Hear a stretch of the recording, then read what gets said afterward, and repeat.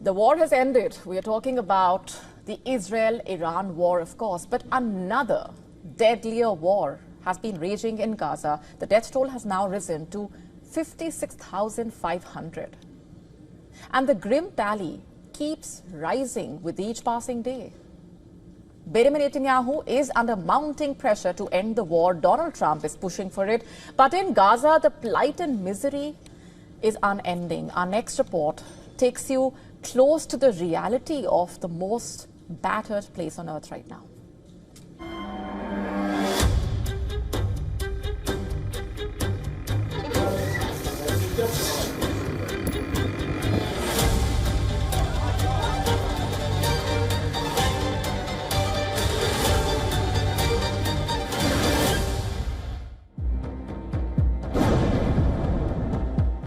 Gaza's endless agony. Bombs fall.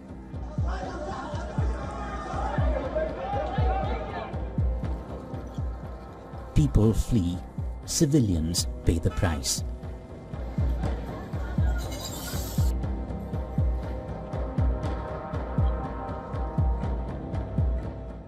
The world watches, helpless.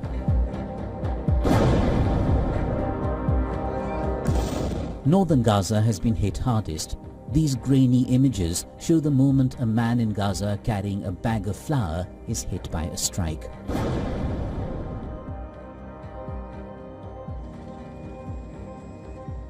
Israeli tanks push deep into eastern Gaza City. In the north, entire districts are flattened again. Evacuation orders are forcing Palestinians to flee south with nothing but their memories and what they can carry. Donkey carts roll past shattered homes, toddlers in tow, wrapped in blankets.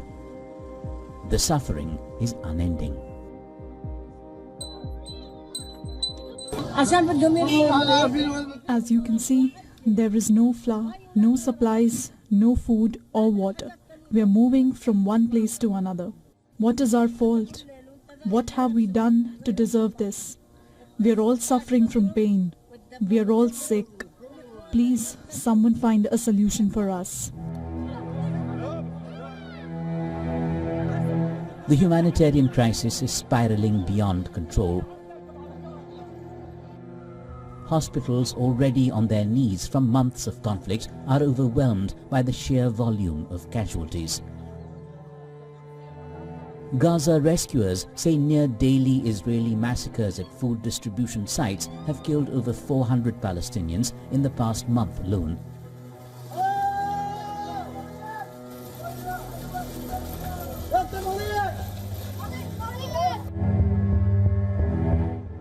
Now, after months of wait, little aid is entering Gaza.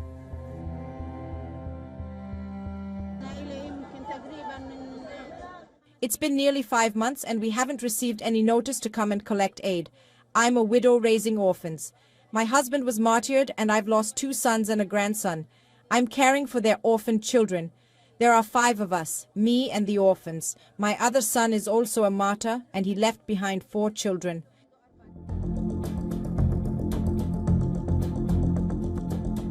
The Israeli military insists it is dismantling Hamas, launching the latest phase to clear remaining fighters. Israeli Prime Minister Benjamin Netanyahu says that his country's victory over Iran created opportunities for freeing hostages held in Gaza.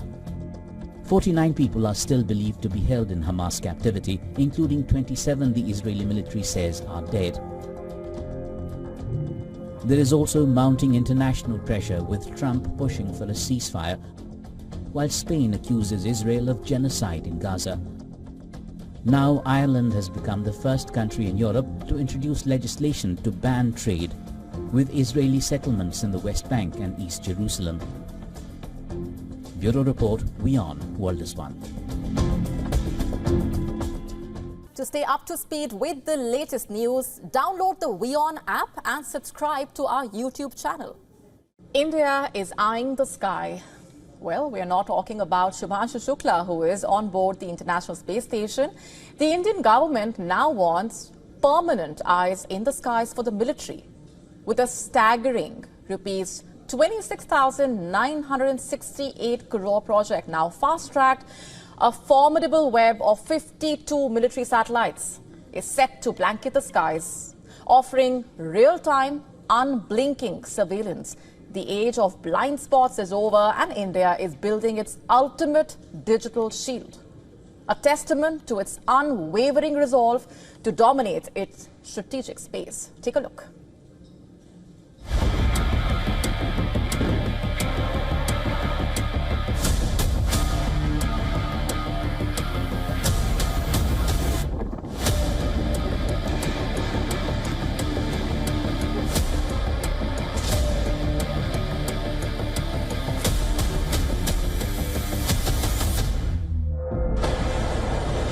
Remember how India's BrahMos cruise missiles spectacularly pulverized key targets deep within Pakistan's territory?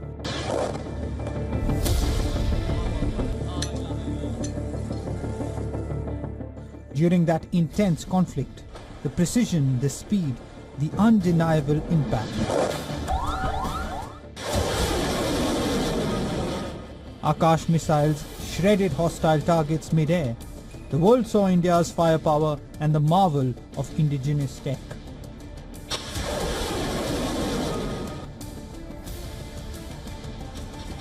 But behind that precision strike and bulletproof defense is a critical asset: eyes in the sky.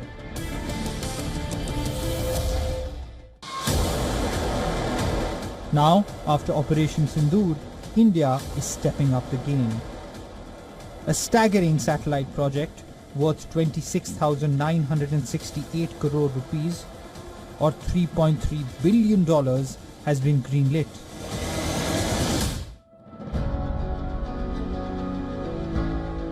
Under this project, 52 military-grade satellites will be launched, creating a real-time, all-weather surveillance grid over the subcontinent and beyond. The satellites would be in orbit by 2029. These aren't just isolated eyes in the sky, they are part of an intricately woven web designed to dramatically shorten India's OODA, or Observe, Orient, Decide, Act loop. By providing continuous, high-resolution imagery and intelligence over vast stretches of China, Pakistan and the critical Indian Ocean region, this constellation will allow India to detect, identify and track threats not just at its borders but deep within adversary territory, even in their staging areas and airfields. This massive investment ensures India will have an unparalleled eye in the sky, transforming its national security posture and projecting an undeniable image of strength and strategic autonomy in a volatile world. As part of India's space-based surveillance program Phase 3, 52 strategic satellites are expected to be launched by the end of this decade. Of these 52 satellites, the first one is expected to reach orbit by the end of 2026. That's the end of next year. Further, the Indian government knows that it requires at least 100 to 150 satellites used for strategic purposes to monitor and persistently monitor India's areas of interest, be it on land or be it the maritime areas of interest. At present, there are only about 10 satellites that India uses for its strategic purposes. From Chennai, Siddharth MP, WION World is One. Shifting focus, the Indian Navy's Frontline stealth frigate, INS Tabar, helped save a burning oil tanker as part of an operation in the Gulf of Oman. Here's what happened. INS Tabar was deployed for rescue operation following a distress call from a tanker vessel sailing from Kandla in India's Gujarat to Shinas in Oman. The vessel carrying 14 Indian crew reportedly experienced a major fire in the engine room, leading to a total power failure. Swiftly responding to the distress call, the Indian Navy's frigate reached the scene and deployed its onboard boat and helicopter, transferring firefighting crew and equipment. According to the Indian Navy, 13 Indian naval personnel and 5 crew members of the stricken tanker were involved in firefighting operations. However, such rescue operations are not new per se, especially for a stealth frigate, which they are usually deployed for wartime maritime operations to keep a watch on adversaries. and also help distressed mariners in India's exclusive economic zone. Remember, India's exclusive economic zone spans over 2.1 million square kilometers, and the larger Indian search and rescue region spans over 4.5 million square kilometers, where the Indian Coast Guard deploys its ships and aircraft for routine surveillance. During distress calls, the assets are diverted to the scene to render assistance. The ICG is delegated with a rather wide range of tasks, starting from ship fires to capsized fishing boats to medical evacuations from ships to combating pollution at sea. And away from the Indian shores, time and again, the Indian Navy has deployed its assets into the larger Indian Ocean region and has offered assistance to distressed mariners in international waters in times of crisis. On to Pakistan now, where serious concerns have emerged over the health of former Prime Minister Imran Khan's wife, Bushra Bibi, who is reportedly gravely ill in prison. According to a report by The Independent, the Pakistan Tehreek-e-Insaf has alleged that Bushra Bibi fainted nearly 2 weeks ago due to extreme heat. And according to Syed Bukhari, a close aide to Imran Khan, her condition continues to worsen under what he describes as inhumane prison conditions. The PTI is claiming that both Khan and his wife have been facing deliberate mistreatment behind bars. The party says the couple is being psychologically tormented with long electricity blackouts during the day, while also claiming that their coolers and fans do not work properly. In Bushra Bibi's case, the party alleges she is being denied clean water even for religious ablutions. Bukhari told The Independent that this mistreatment is not random but part of an orchestrated attempt to emotionally pressure Imran Khan by targeting his wife. He says the authorities are using emotional and physical stress as tools to break them down. Earlier this year, the couple was convicted in the Al-Qadir Trust case. Remember, Khan received a 14-year sentence while Bibi was given 7 years. The court found them guilty of accepting land as a bribe in exchange for money returned to Pakistan from the UK. Khan has denied the charges. He and his party, the PTI, have called the case politically motivated.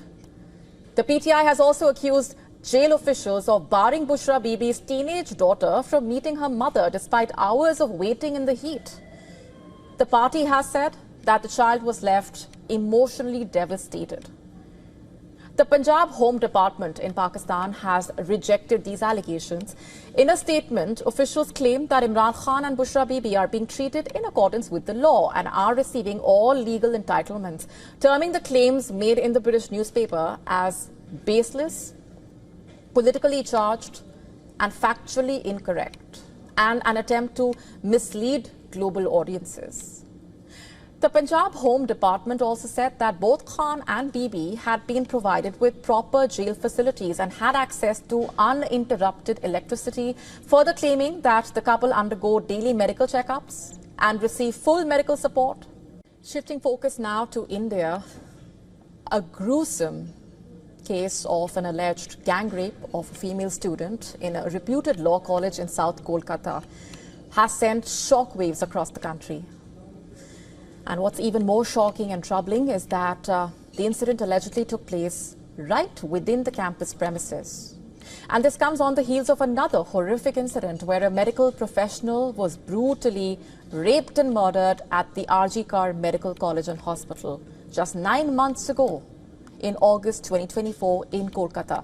According to reports, the incident took place on Wednesday last week inside the law college in South Kolkata.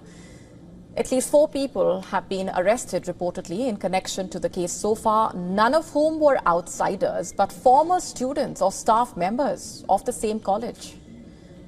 And reports suggest the alleged sexual assault took place in the security guard room during late evening. The security guard was reportedly absent or taken out during the incident. According to the latest statement issued by the Kolkata police, all the 3 accused named in the FIR lodged by the complainant had been arrested in less than 12 hours and remanded to police custody till July 1. Another person has been arrested based on evidence. The police also said that the medico-legal examination of the victim and the accused have been completed. A probe by a special investigation team is currently underway. The incident has also triggered strong political reactions. With the ruling party Trinamool Congress condemning the incident, the TMC has also called for stringent punishment for the perpetrators involved in the alleged gang rape. On the other hand, the BJP has accused the ruling TMC of allegedly protecting criminals and creating an ecosystem that contributes to the rising violence against women there. The party has also questioned and, in fact, raised a lot of criticism over the law and order situation under the party in the state. The incident has also sparked widespread protests on the campus and across different parts. Protesters are demanding speedy justice for the survivor. They are urging the implementation of stricter safety measures for women in educational institutes as well as workplaces. And that brings us to the bigger question here. Where are women safe really? If not at their homes, their schools, their colleges, their workplaces, tuition classes, offices, public institutions which come with promises of protected spaces for women just to go study, work and safely come back. And this puts the entire system and several layers into question. They are supposed to ensure the safety of women and once again have failed them. To stay up to speed with the latest news, download the WION app and subscribe to our YouTube channel.